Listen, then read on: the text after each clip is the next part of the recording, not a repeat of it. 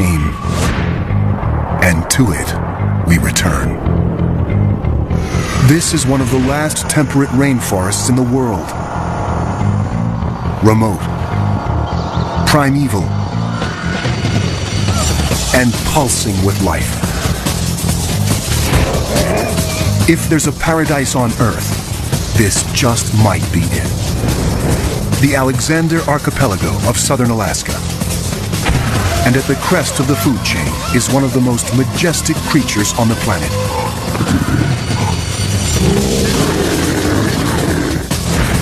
This is the biggest, most magnificent predator on the block.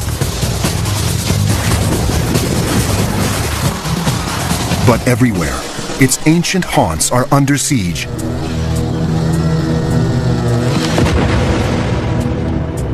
As the modern world closes in, this could be the great brown bear's last stronghold. To protect this extraordinary species, researchers have to learn more about its secret life deep within the forest, and quickly.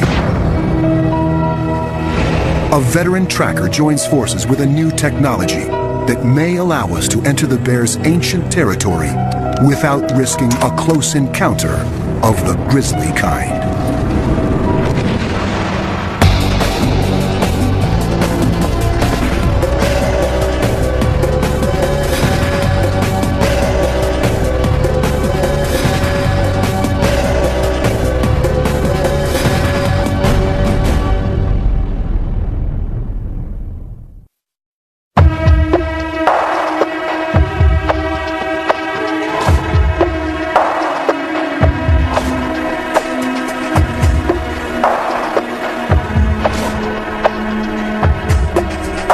The Alexander Archipelago. More than 1,000 islands clustering off the coast of Western Canada. Originally mountain summits, they are blanketed by dense, ancient woodlands. These are some of the last temperate rainforests on Earth. When most people think of rainforests, this is what they have in mind. Lush, wet, warm, a steaming jungle. This is the tropical rainforest. Young, leafy trees, a huge variety of wildlife.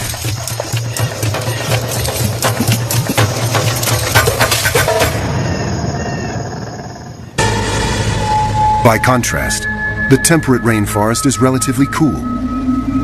It grows in coastal areas, and its trees are mainly spruce and hemlock, often between 500 and 1,000 years old. It is less diverse than the tropical rainforest, but no less imposing. It is a place where land and sea come together to form a whole greater than the sum of its parts.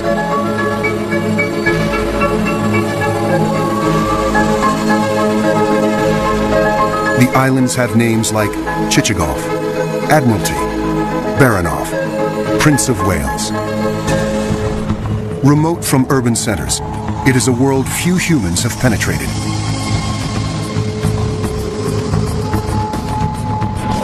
As a result, this vibrant ecosystem is a kind of heaven on Earth. And the variety of wildlife here is astounding. The pristine rivers are alive with countless fish. Amidst the islands, killer whales breach.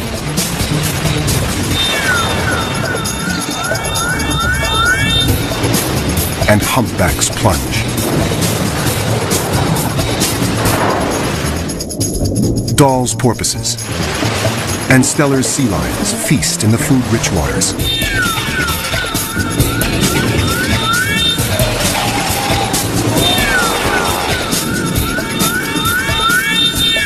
Sitka black-tailed deer make their home in these woodlands, always alert for natural enemies.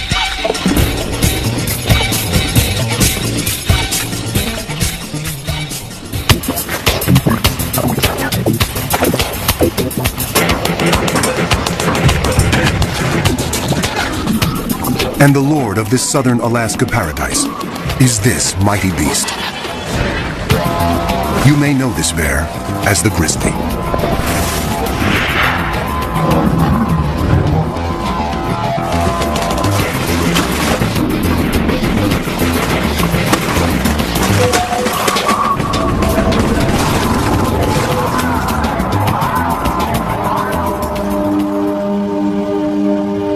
Like the forests it roams, this bear is both majestic and mysterious. In North America, brown bears are often called grizzlies, though biologists reserve the term grizzly for inland brown bears and use brown for bears that live on the coast. Genetically, the two are identical.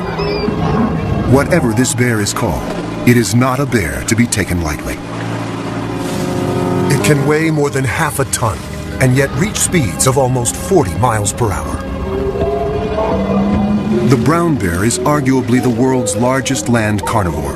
You might think that honor goes to its cousin, the polar bear, but many scientists classify the polar bear as a marine mammal because it spends most of its life in the ocean or on sea ice.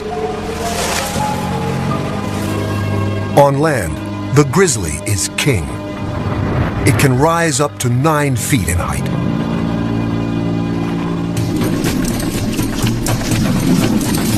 Bears are formidable hunters. They have a keen sense of smell, 7 times more powerful than a dog's. And they are notoriously patient in stalking their prey.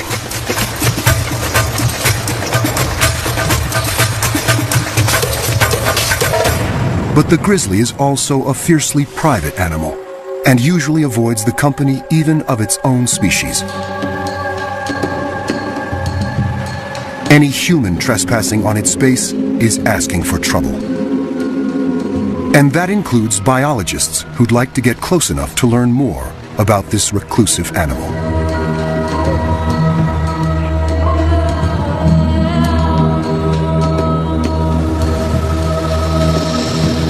In the rainforest, the brown bear rules. It has no natural predators. And yet, worldwide, its numbers have been in decline for the last 100 years.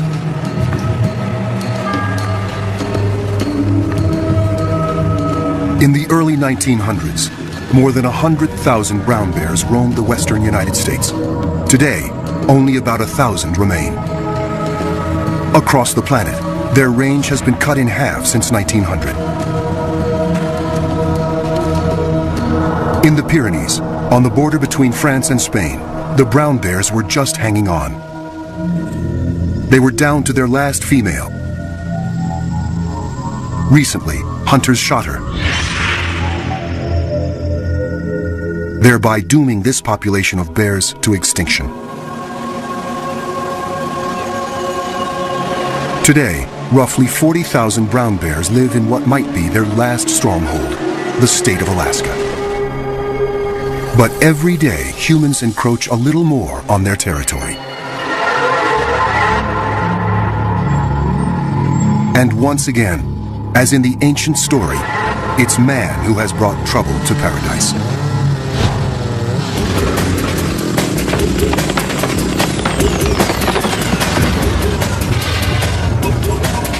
Consumers demand an immense amount of lumber each year to build homes, furniture, and other creature comforts.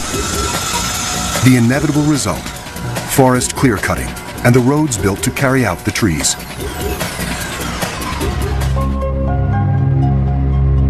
On Chichagof Island, many bears tend to converge on river valleys during the summer months. But over the last 20 years, roads have cut deep into this once virgin wilderness. And timber clear-cutting has turned some of the bears' summer stomping grounds into stump fields. As human activities extend further into the grizzly's ancient domain, humans and bears are meeting more and more often.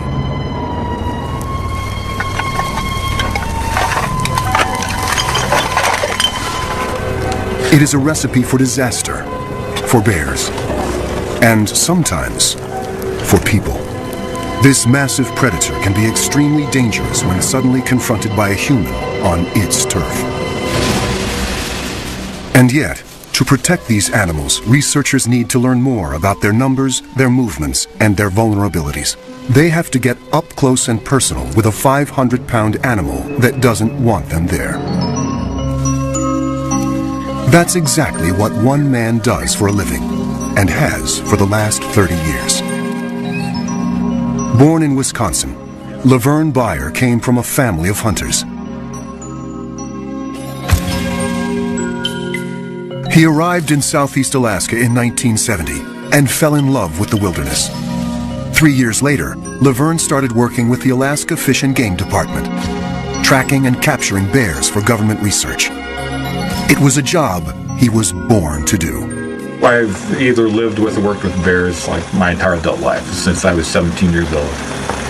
And when I was 20 years old, then I had to shoot a bear in self-defense.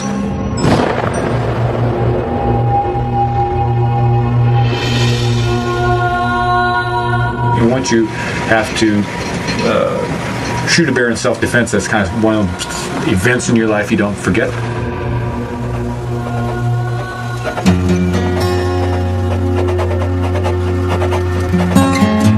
Over the years, Laverne has evolved from a trapper into a researcher himself. Largely self-taught, he works on the cutting edge of bear research technology here in Southeast Alaska.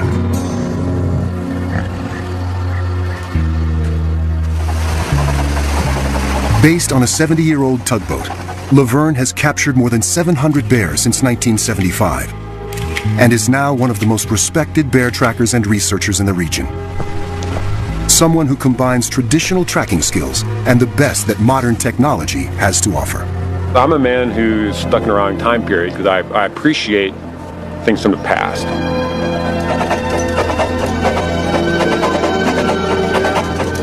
I definitely appreciate technology, and I guess it's somewhat like, too bad a person couldn't live in the past, but yet have some technology of the future. Technology of the present includes VHF and GPS radio tracking collars, which Laverne and his colleagues use to get a sense of the bear's movements. He wants to know how their range is changing over time in response to clear cutting and road construction. Before you can attach a radio collar, though, you have to capture the bear. Laverne and his Fish and Game colleagues have been studying Chichagof Island bears since 1989. Jack Whitman is part of that team. Chichagof is one of the continent's largest islands, with an area of over 2,000 square miles. About 1,100 people live there, and about 1,600 brown bears. As they prepare for their research expedition into the brown bear's domain, they're all too aware of how alert they have to be. We're trespassing in a pretty major way in places where brown bears live, where most people shouldn't go. It would be foolish, regardless how one feels about bears, not to carry a weapon.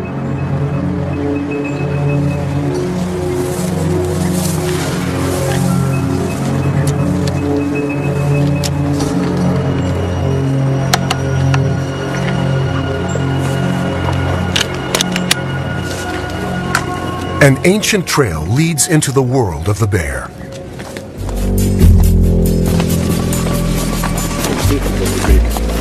This is a bear trail, it's not a people trail. Yeah, no, there's no people come down here. Years of bear traffic have cut this path through the forest. The bears are out of sight, but their presence is everywhere. You can probably see bear hair still attached. Big knot of bear hair there. To learn where bears roam off the beaten path, Laverne and Jack want to deploy a radio collar. And that means they have to catch a bear.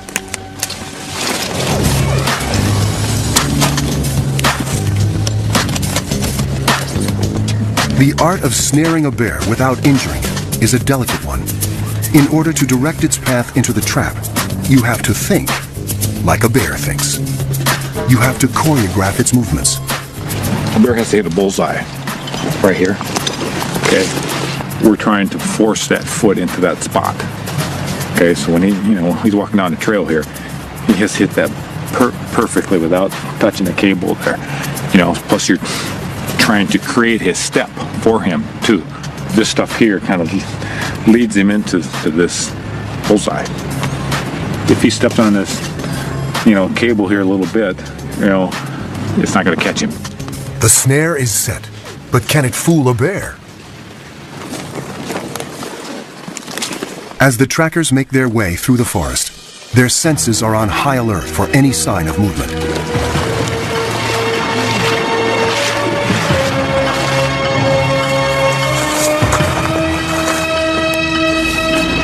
One of their snares has been triggered, but it didn't catch a bear.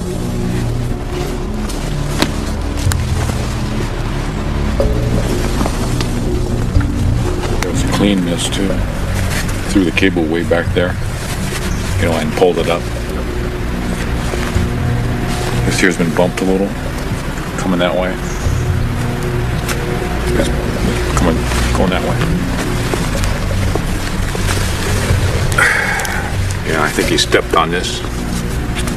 Kind of looking at it. One thing is sure, there are bears close by. It's nice working down here where there's some targets out there. It's a target-rich environment. They try again and move on.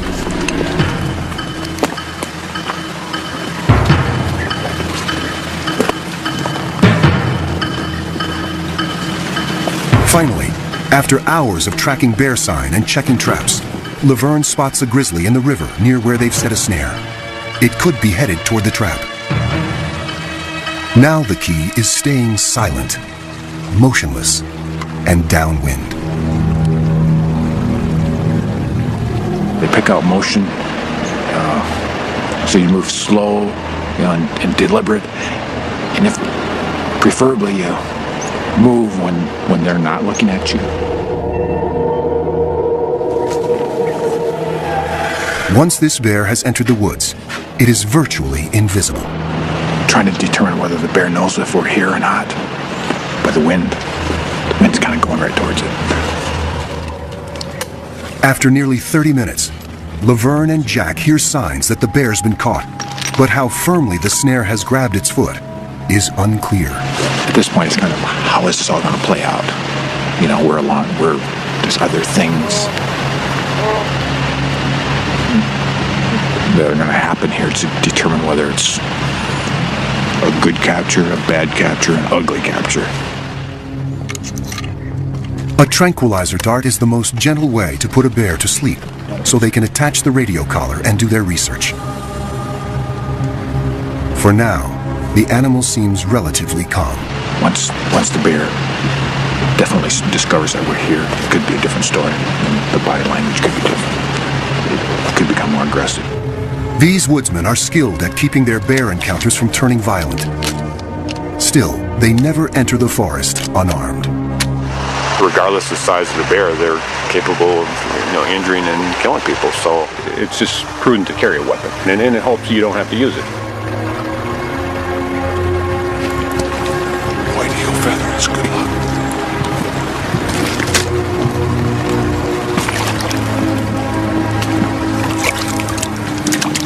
To make sure he places the dart accurately, Jack has to get within 10 yards of a 500-pound and now very aggravated bear.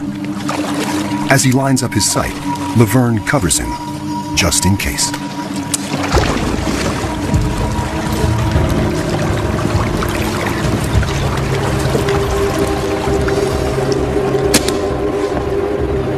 When the bear shifts its position, they can see just how tenuous the snare's grip is. A sudden jerk, and this angry bear could be on them in the blink of an eye.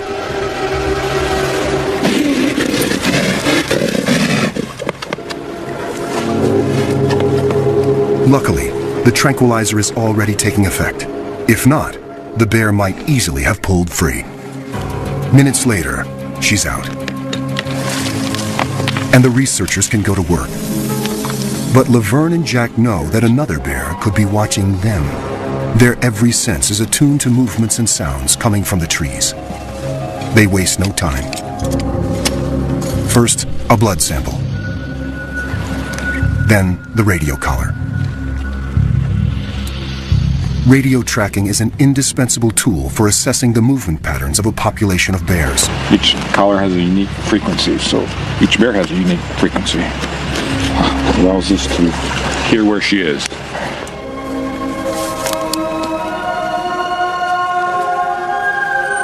Today, the forest has let them in. It remains to be seen if it will let them leave.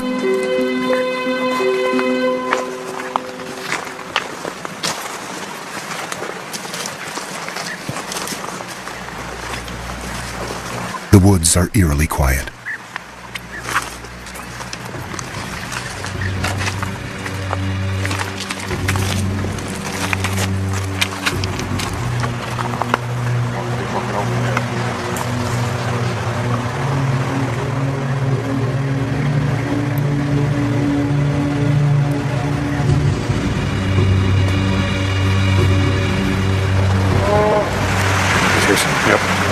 I hear a growl. Suddenly, they realize they're being watched.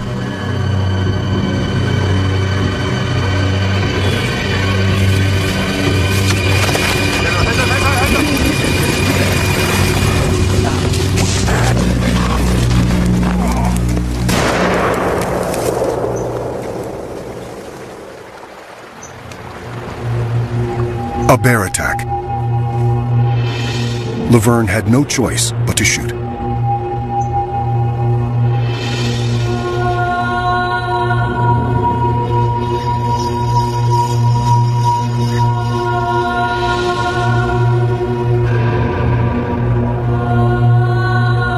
A day that began so auspiciously has ended in heartbreak. The forest let Laverne live, this time, but also forced him to confront a grim reality. Sometimes this work exacts a terrible price.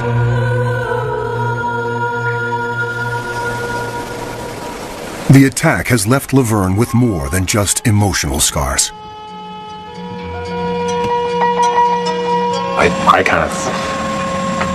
I feel responsible.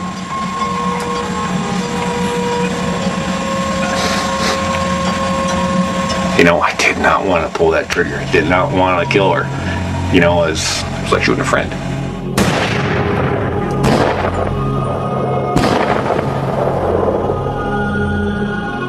You know, and felt, you know, we're trying to help you. We're trying to help her, help the species. You know, she doesn't know that. And I don't want to shoot you. Can't you understand that, you know, we're not trying to hurt you?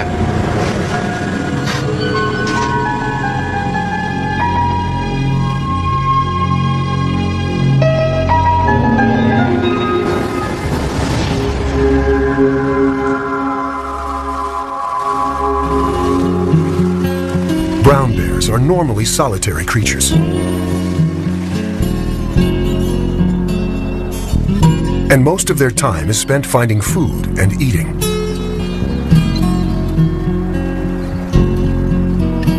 This is especially important for mother bears.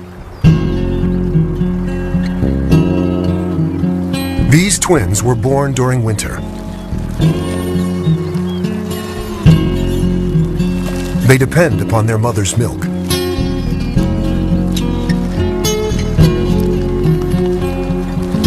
She must find enough food to sustain herself and her family.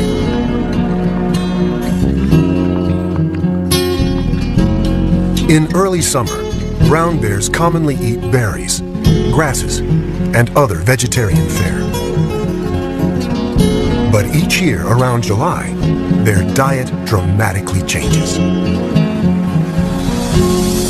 And it all begins here. Enfolding the islands of southeast Alaska are the rich waters of the Inside Passage. The passage is home to some of the most spectacular animals on the planet.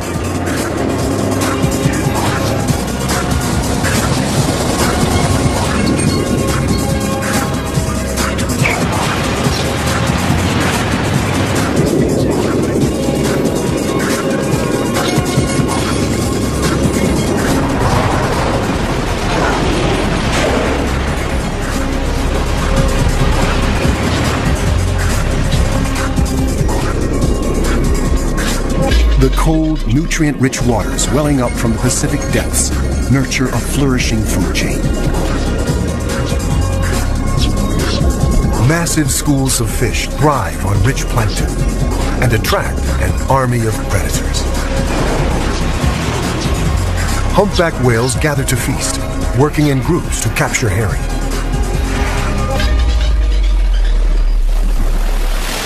Dall's porpoises rely on speed to catch their prey. But sometimes they are not fast enough to escape this mighty hunter.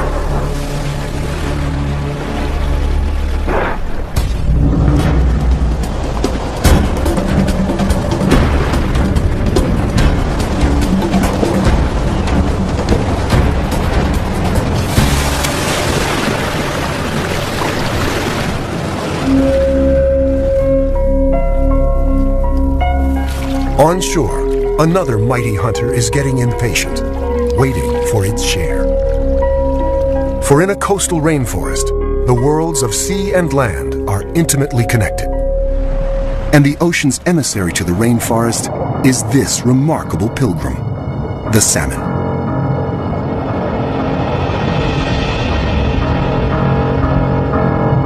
Chinook, coho, sockeye, pink, and chum. 5 species of salmon make the long trip back from the ocean to the place of their birth. After several years at sea, they've returned to spawn for the first and last time.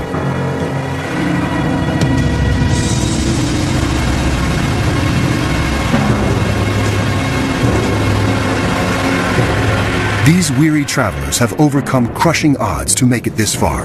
Now, they're running on empty. But this is their only chance to breed. Doggedly, they push on. These sockeye have not eaten since leaving the sea, and they will never eat again. Starving, they begin to digest themselves from the outside in. Absorbing their silver scales, they expose skin, which turns scarlet and smooth. At the same time, the head turns green, and the male's snout takes a grotesque turn. Now, they're in full mating regalia. When they reach the spawning grounds, a female thrashes out a nest.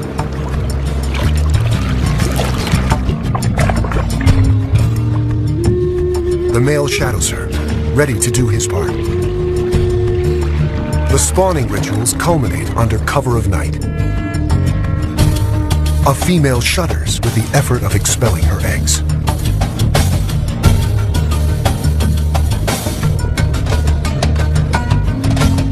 Her mate shudders in reply, fertilizing them with a smoky stream of milk.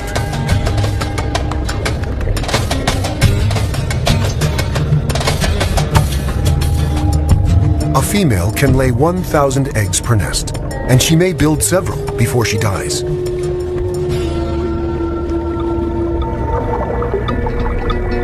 But it's only a few that make it this far. Most will perish long before then from marine predators or sheer exhaustion. Or we'll have to run a gauntlet of hungry bears who have been waiting months for just this moment.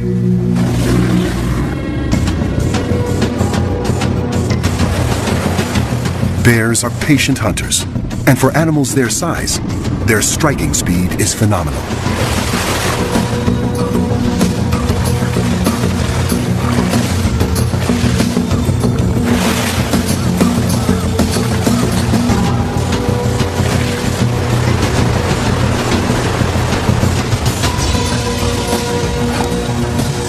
This is a time of feasting for leaner days ahead.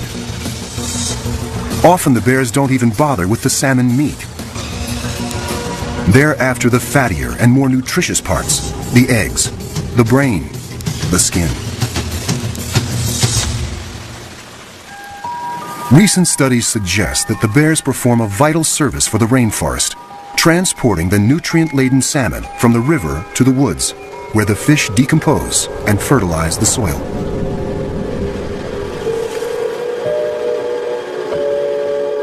But bears aren't the only hunters on Chichagof Island today. Brown bear hunting is legal in Alaska. Brown bear hunting season is open until the 20th of May. No matter how Laverne may feel personally about the practice, big game hunting is a popular sport in Alaska. If it's going to happen anyway, Laverne wants to make sure it's done properly, and the right bears are taken. Brown bears are the second slowest reproducing big game animal in North America. The female component of the bear population is the component that you want to protect the most. With more than 3 decades experience, few guides are better equipped to track an Alaskan brown bear than Laverne. But he's here for one reason and one reason only: to make sure that if a bear is going to be shot, it's going to be a mature male bear. Laverne operates by another rule as well. He never guides in the same areas where he conducts his research. Today, he's accompanying a hunter to nearby Admiralty Island. We're looking for a male bear, which is a male bear. To identify a male bear has to be an 8-foot bear or larger, or like a 22.5-inch skull or larger. It's the body movement, body structure. That bear there has about a 20-inch skull. Which means it's likely a female and off limits.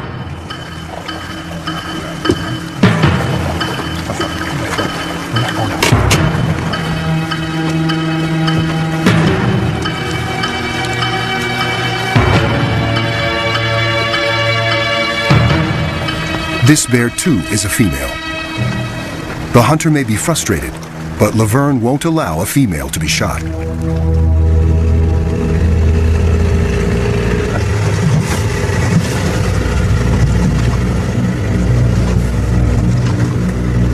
saw a bear on the beach, and we're going to go take a little closer look and see what it looks like.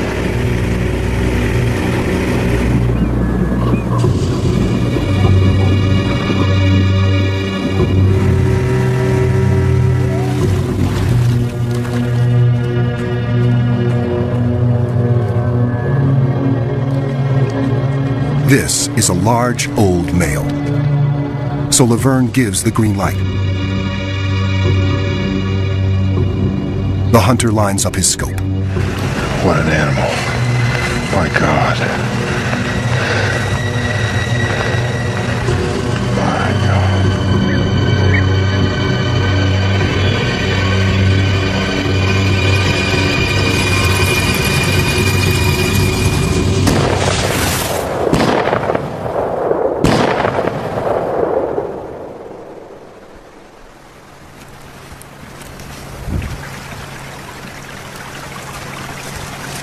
When they reach the bear, he is still alive. Laverne makes sure he is put out of his misery quickly.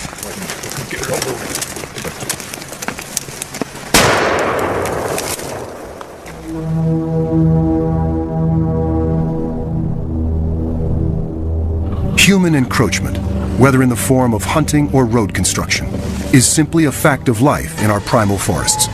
Bear advocates, like Laverne Beyer, have to learn as much as they can about the bears as soon as they can. In their ongoing attempts to penetrate the mysteries of Southeast Alaska's rainforest, investigators have used advanced technologies. The earliest high-tech tool was the radio tracking collar. GPS devices were a big step forward. They make use of dozens of orbiting satellites to calculate the precise location of a tagged animal, sometimes within 3 feet. But GPS only tells researchers where the animal is, not what it's doing. What they really needed was a way of getting a video and audio recorder into the deep forest, where it could show them natural behavior, the kind of behavior humans rarely see, because our very presence changes the way animals behave. Fortunately, just such a device exists. It's called CritterCam.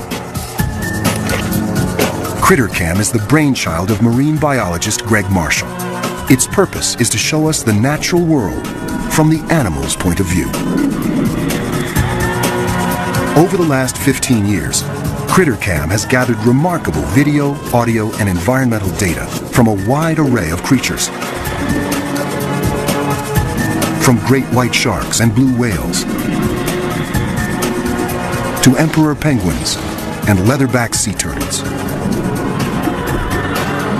For the first time, we are able to see what the creature sees and enter its world without conditioning its natural behavior. In fact, just off the coast here, CritterCam recently brought back remarkable footage of one of the region's most impressive marine mammals, the humpback whale.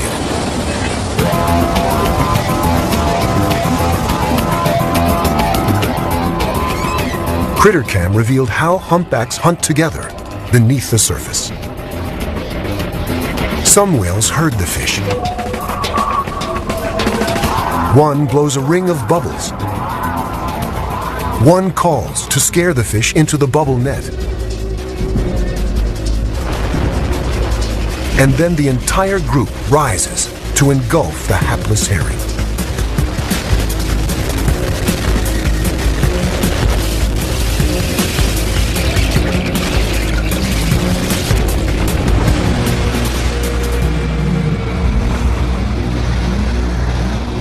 For the first time, scientists could penetrate the murky waters and watch the whale's behavior.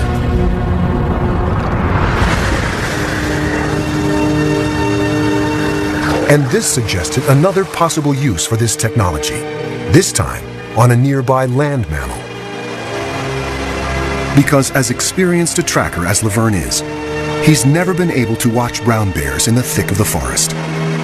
The GPS has been used on wildlife here in the past few years. Well, the next step for scientists is CritterCam technology, seeing visually the wildlife's viewpoint. After years of success using CritterCam to study sea life, Marshall and his team have developed a CritterCam for land animals. This terrestrial version presents challenges the underwater device never had to face. For one thing, since audio and video signals don't travel through water, all data is recorded to an onboard tape, which is automatically released after 6 hours. There's no transmission with marine CritterCam, so interference isn't an issue. But a rainforest is something else entirely. It's an interference machine. So engineer Dave Rash and his colleagues have put in thousands of hours making sure terrestrial CritterCam was up to the job. Every element of the device had to be tested and retested, and then retested again. But it will all be worth it if CritterCam brings back information that can help researchers protect the species. Still, lab testing only gets you partway. The CritterCam team needed to find out how it performed on a live animal before they got into the field with a wild grizzly. How you doing? This is Damascus, the grizzly bear. He's about a 5-year-old guy. Lay down, be a good boy. Look at that thing, look at that thing. What do you think of that?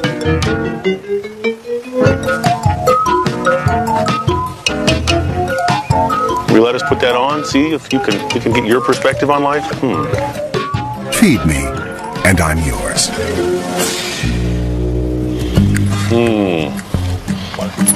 Come here. Let's look around. Let's walk up here. Take a bear walk. What do you think? Let's record. And one last test. Because even though this CritterCam won't be diving to the ocean depths, there is still a good chance it's going to get wet. Good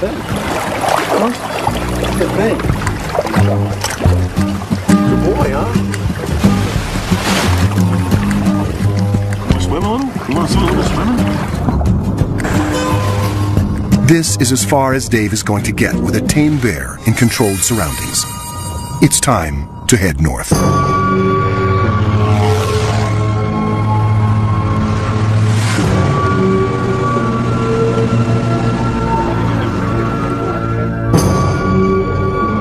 The terrestrial CritterCam can dispense with the heavy recording mechanism and transmit directly to a remote receiver.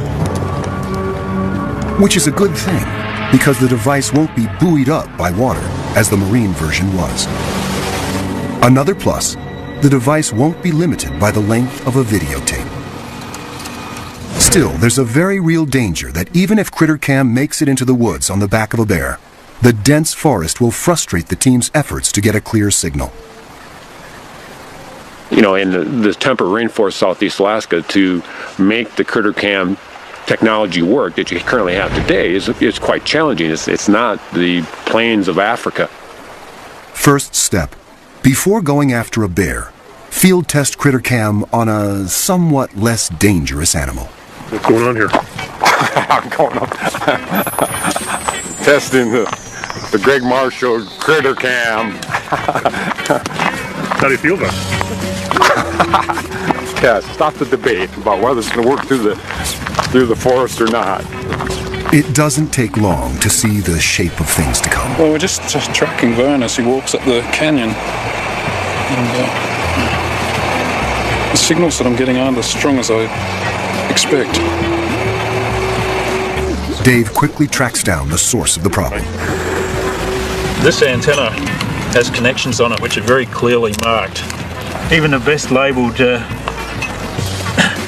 things are no match for stupidity sometimes. Now we've got much better video.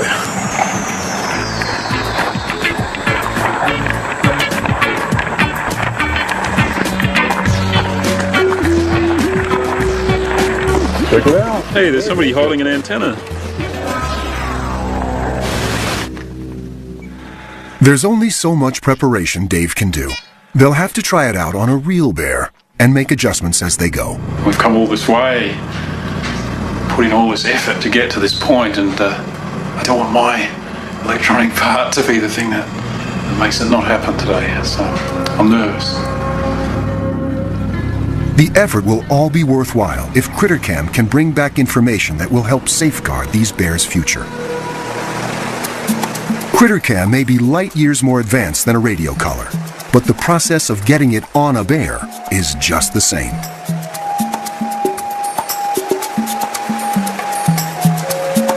You carefully check various snare locations to see if a bear has been caught. The morning wears on, and only empty or sprung traps are found. Finally, a snare with a bear. It's a small bear, a juvenile, but it will do just as well as a large one for the lightweight Critter Cam. Another bear could be nearby, so everyone keeps their eyes and ears open.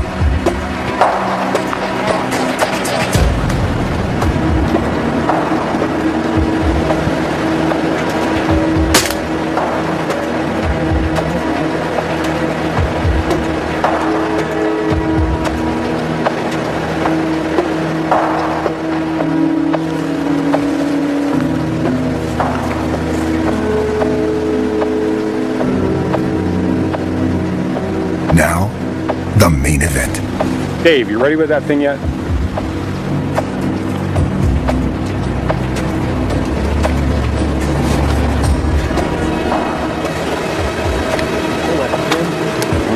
That can be locked then?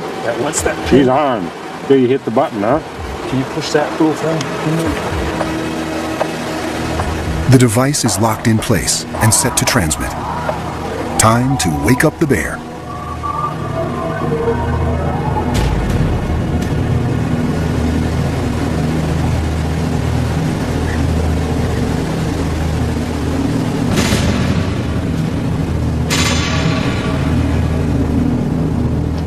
We've seen this shot many times before, but we've never seen anything quite like this. She doesn't seem to mind the Critter Cam around her neck at all. The bear is groggy, but she knows enough to head straight into the woods. System's working. She's right on the edge of the range, but the signals are really marginal. I think she's right over on the other hill. It might be better for us to move over there if we can. Now I guess the work begins as we track the animal and see where it goes. So we might have our night cut out for us.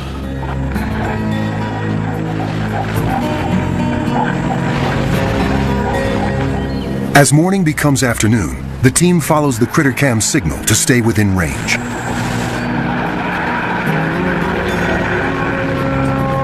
Dave continually monitors the system's performance in this difficult terrain.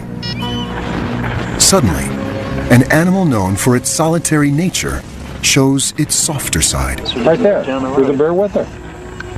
She's having a greeting right now. That might be Mom. This is a complete surprise.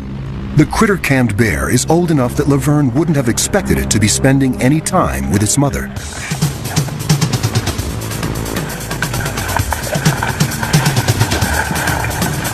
As the video starts to flow more clearly, they see some of the most intimate pictures ever captured of bear life in the depths of the forest.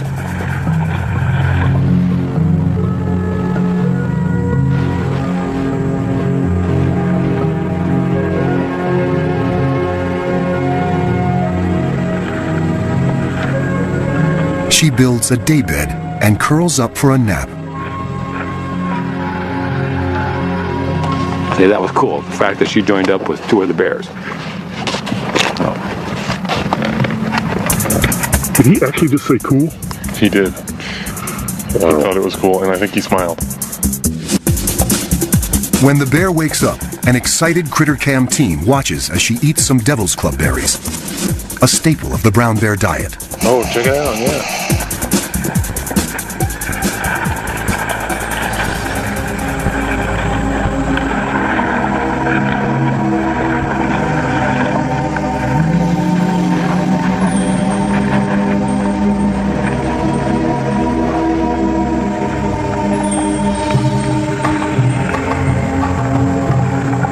Then she appears to eat a toad, not something her species is known to consume very often.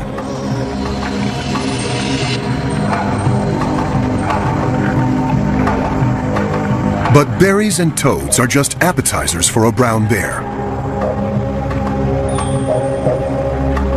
Soon the bears head to the stream for the entree, and the young female is in the midst of it all.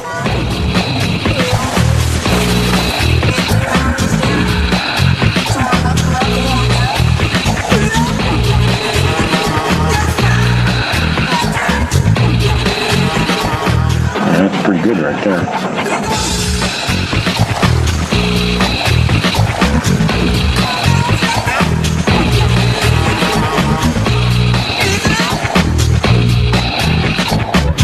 Laverne and the others are glued to the monitor.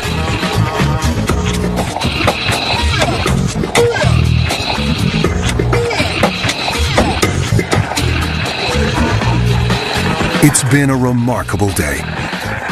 CritterCam has allowed Laverne and the others to walk with these bears without trampling their world. And what they are seeing bodes well for future research. Research that could tip the odds in favor of these amazing animals.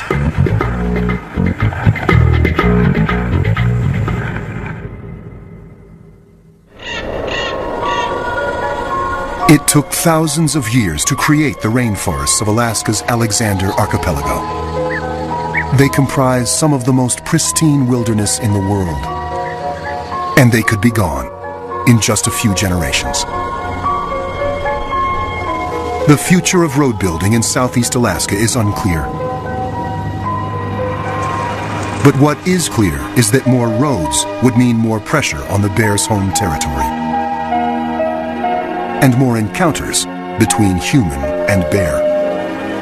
The brown bear's best hope may lie with researchers and advocates like Laverne Beyer, a man who has seen grizzly bears die, sometimes at his own hand, and knows all too well the cost of unrestrained human expansion. There are undoubtedly many stories hidden within the thick shadows of the northern rainforest.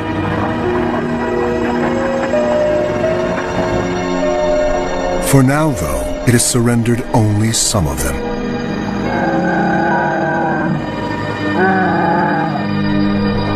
Time alone will tell if it can be persuaded to relinquish more.